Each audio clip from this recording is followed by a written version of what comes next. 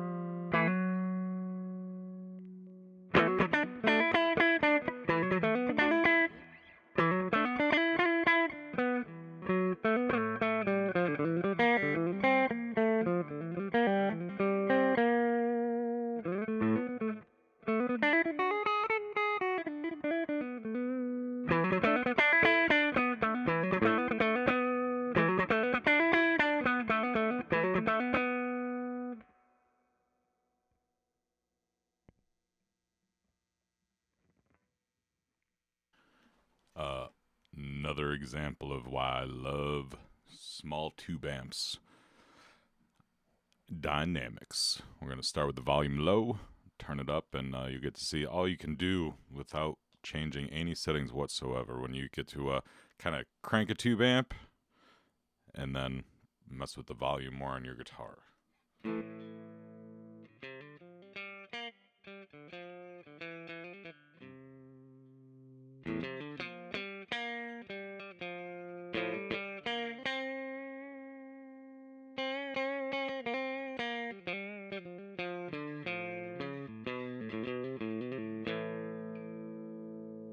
Less than halfway up, you can kind of hear it's starting to get a little bit of that extra sponginess.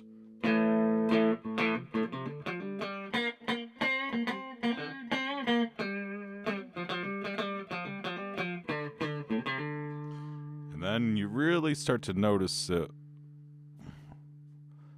There we go. That's going to be nice.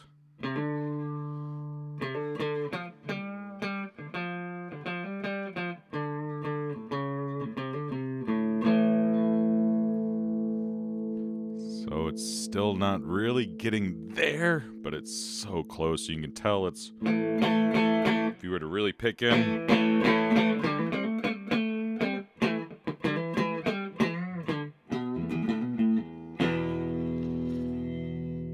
but let's keep going.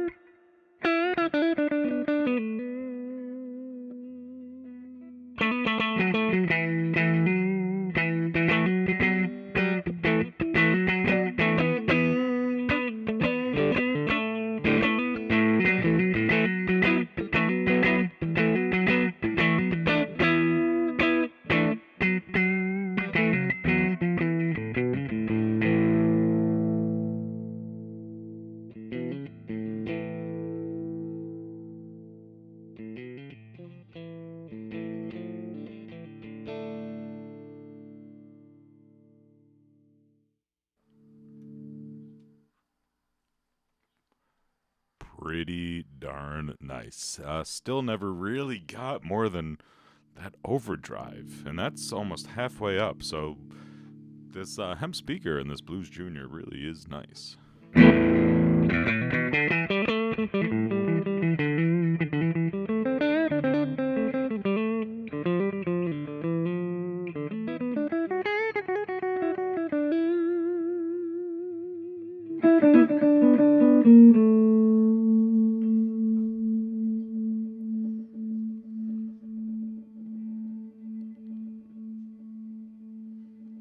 Oh man, even if it's so fun. Oh, bring it back, yeah.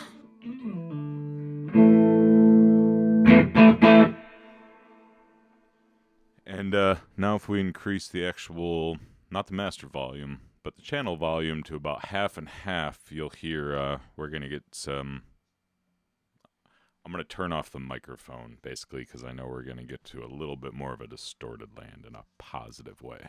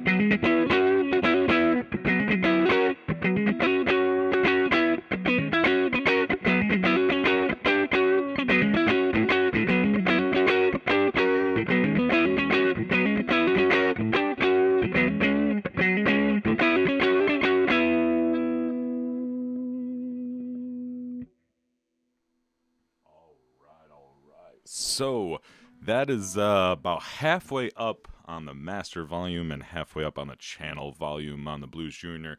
And that's where it starts to get that.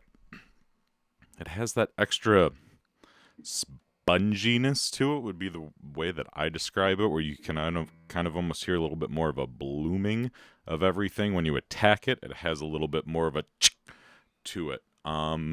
Which is really nice. That's the kind of hard thing to describe to a non-guitar player that you feel and you react to more so than maybe hear in a recorded environment, and especially in a live environment with drums and a bass and all that. But as a guitar player, that kind of gets you to that area where you feel everything reacting more. And like I say, I love digital, but it's hard to reproduce that digitally. Playing chuggy stuff and everything like that, it's so easy to record using the quad cortex and stuff. But for this style of more feeling music, I hate to use that word, but stuff where you a little bit slower, where you kind of you want to feel every note a little bit more. Tube amps still have it. I'm gonna crank it up a little bit more. We're gonna go to, we're gonna crank it up to 3/4 of the way on each. We're gonna start at the volume low, and we're gonna see how much it can really go. And yeah, once again, no pedals with this. So let's see what happens here. I'm gonna mute the microphone again.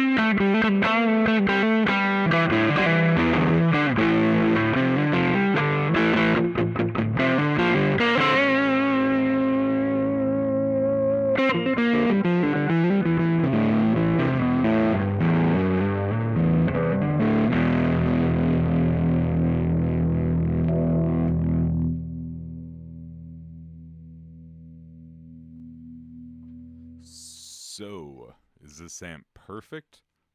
No. I'm a metal guy.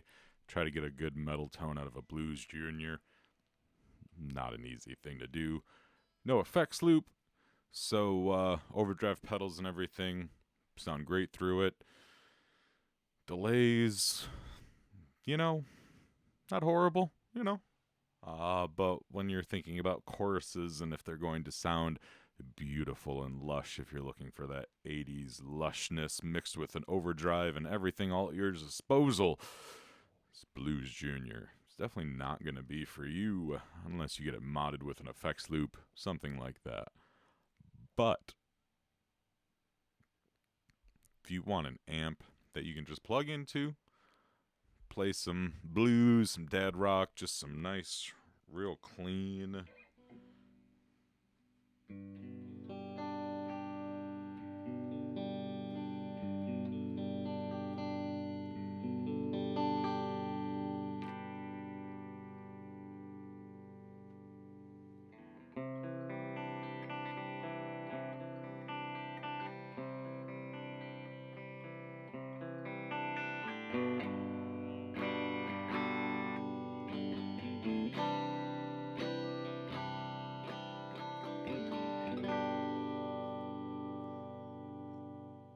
It'll do that too. It's a very, very fun amp. There's a reason why probably millions of these have been sold.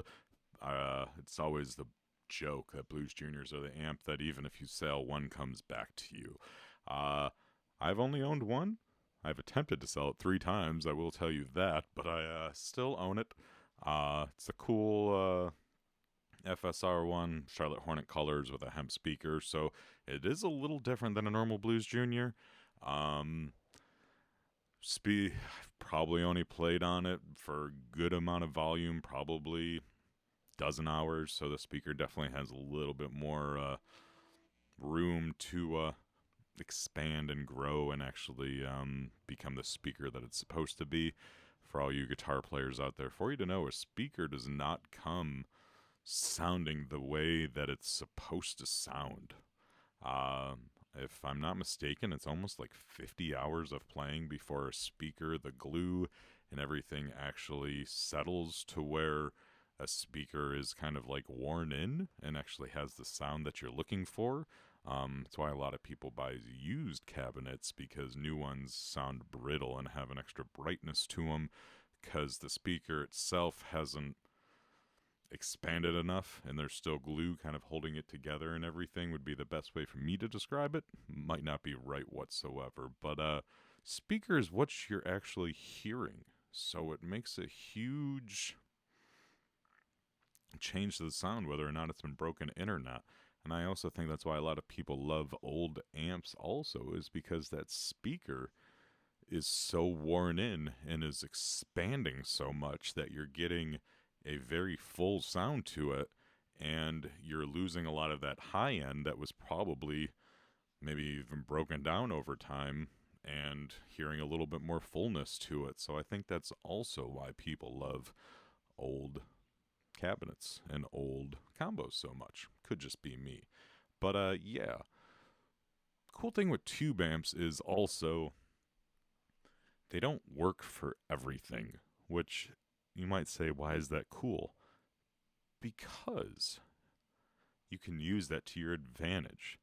The guitar behind me, my Kiesel Aries Lizard Burst, it's pretty much one of my favorite metal guitars. It's very bright. It plays fantastic. Um, but you plug something like that into a Blues Junior, and it might be way too bright. The fourth position, you'll get that funk tone, but everything else is almost a humbucker is almost overbearing for a some amps that like to be kind of cleaner, to where the bass kind of almost has that fart sound to it. And some people learn to use that sound well. I've never liked that sound.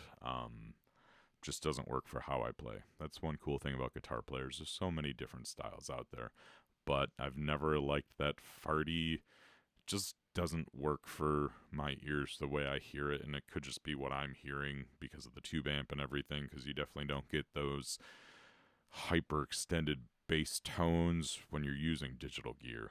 That is one nice thing about it, is with like my quad cortex, I can take it in the back, plug it into a Bose little, speaker that you'd play music out of also, and it sounds fantastic. So there's pros and cons to tube amps, digital gear. If you can have both, that's the best of all worlds. But there's definitely reasons for both, and I don't think one is better than the other.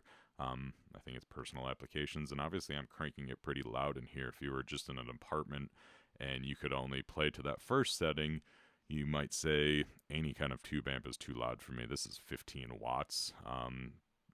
Princeton Jr., little Fender Princeton, those are 5 watts. Really nice. Not going to get any kind of cleanliness out of it though, which is cool. But I kind of like this because you do have, I'll show one more example of what I like about this. I'm going to turn the master volume all the way up, keep the channel volume really low, so you'll get a lot of the volume, but you're not going to get hardly any of the overdrive sound. So it's really nice for dynamics, and I really enjoy playing with dynamics, even though I'm a metal guy. When I'm playing other styles, I really less about maybe shredding and more about the dynamics and the feel and everything like that at this point of my, you've been playing for over 20 years. You kind of go through phases and everything like that and kind of find where you enjoy as a guitar player, and I'm definitely enjoying, at this point of my guitar playing, dynamics. I think they're very, very fun. So, sorry for going off on a rant, but a lot of people seem to say they enjoy my voice, so I figure I'm going to try to do some more talking here. So I'm going to turn that channel volume down a little bit, turn the master volume, going to keep it up there, and we're going to hear how it still keeps that nice sponginess. So there are a lot of things you can do with tube amps. But once again, something like this, for all you metal players, I understand, maybe not up your alley. One sec.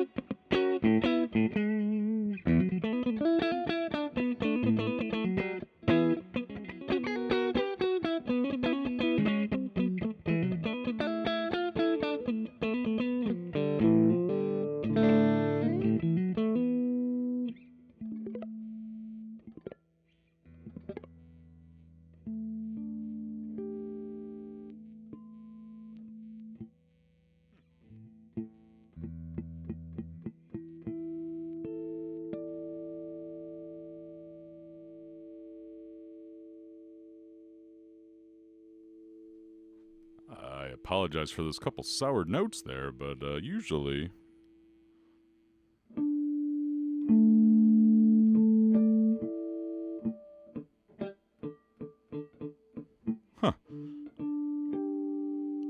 It's something with the Floyd Rose, just having hard hitting those natural harmonics there. Normally I hit them, so.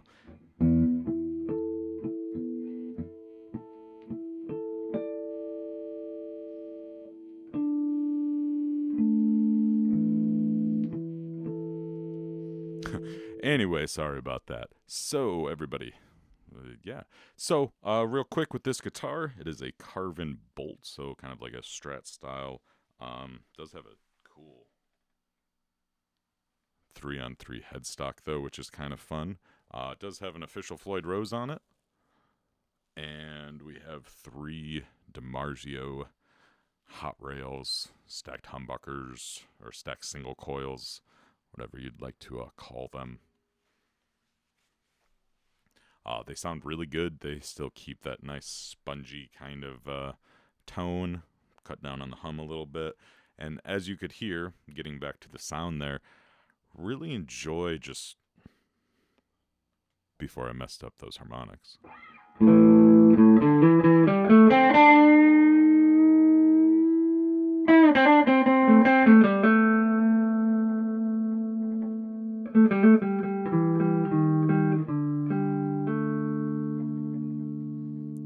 You have that natural note swelling at this point because of how loud it is. But it's not from like a distorted note swelling. It's just from that little bit of amp.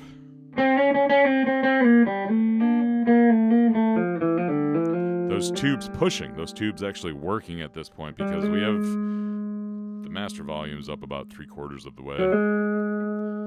So even with the channel volume down,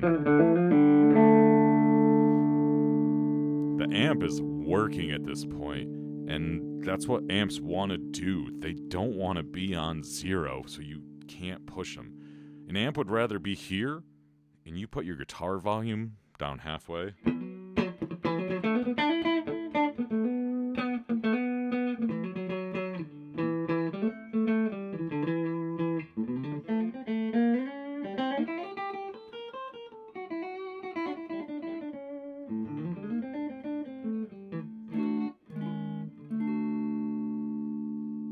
Hear how it's still, even at a lower volume, since the amp's turned up, so you're getting those harmonics, that swelling. Technology still can't copy that. It just can't. And that does fluctuate, and that's all the positive, negative with tube amps. You may be able to be at that same volume tomorrow at a different club, and it doesn't hit the same because of power. So that's why you have to see bands every night, because every night's going to be different. Some musicians like that. Some musicians don't like that. Also, once again, depends on your genre. If you're a metal band and you're a Meshuggah and you have a lighting guy who's listening, making sure everything is right, so all the lighting's going, everything, I'd want to go digital every day, because you want everything to be precise. But if you're 3 dudes on stage, like Greg Koch or something like that, and you got Toby over there just on the keys, and you have a little bit of room to kind of play and swell and have fun, where a tube amp wins. So there is no answer. They're all the answer, basically. So yeah.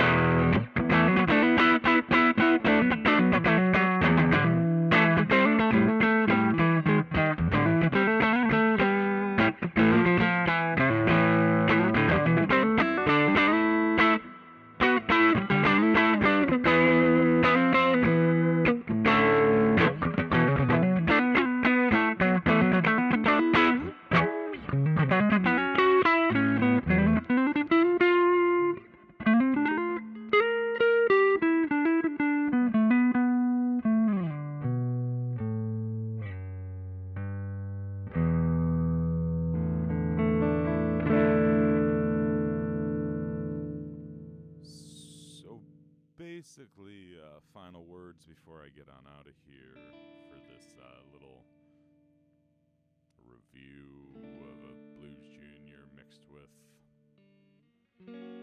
my general feelings of tube amps versus technology.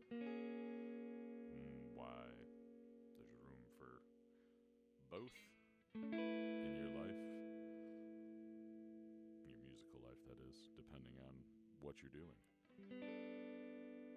So maybe what your hero says works for him isn't necessarily best for you, and maybe what works for you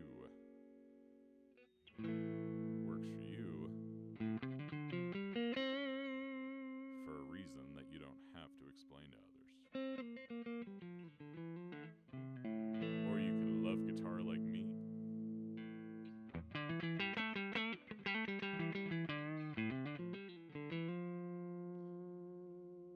and try to show the positives in everything.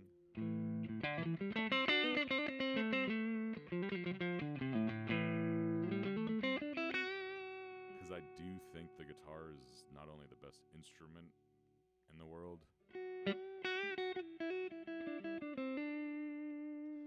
I think it might be possibly the best way to express yourself without words. Keyboards are fun. Bass is a whole lot of fun. I love bass because without rhythm, without percussion, people aren't going to get up and dance. But I guess dance isn't always a point of emotion. It's a whole lot of fun. But I think guitar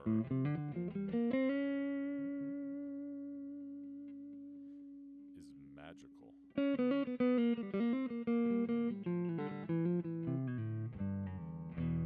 I don't understand guitar, but I understand guitar more than anything else in life.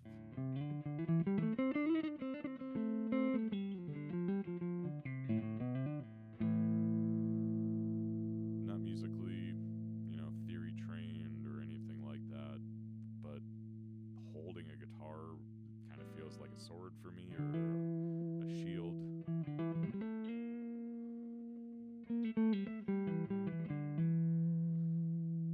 Helps me express how I feel, I guess, in ways that sometimes words don't come out, or sometimes you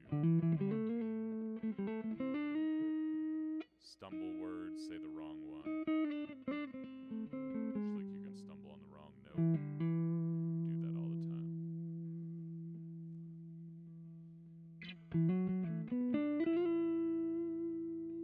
But guitar's a beautiful thing because it's just you.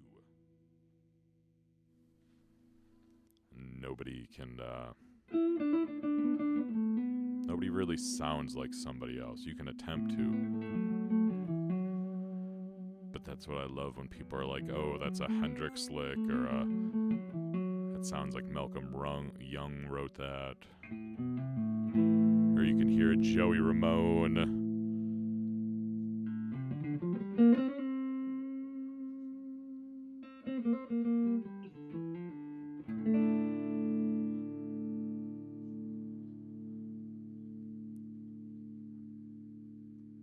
But yeah, just play guitar.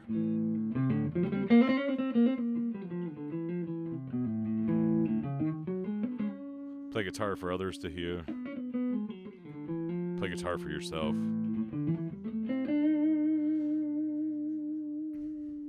It really is the best thing ever. We keep talking here about Aces X's if you follow me on Instagram. Thanks to Bucket of Buds here, who sponsor my channel now, doing the interviews and stuff, and haven't really done as many lately, but really been inspired by most of the bands I interviewed, in all honesty, and I kind of was like, as much as I enjoy spreading their words, I don't want to get lost and not spread my own word. So the interviews will still happen, it's just can't get lost in myself.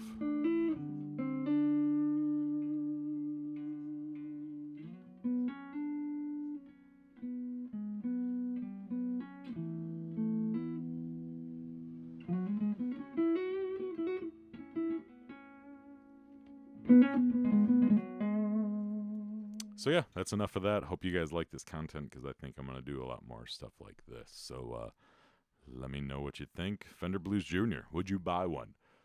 Are you total technology at this point and don't even own an amp, just playing to a computer? What are you guys jamming out on? Have any thoughts about this? You guys want to have any comments? Please leave them down below. Make sure you like and subscribe. My name is Kevin Rank Dog Rankins here with Aces Axes. Ho!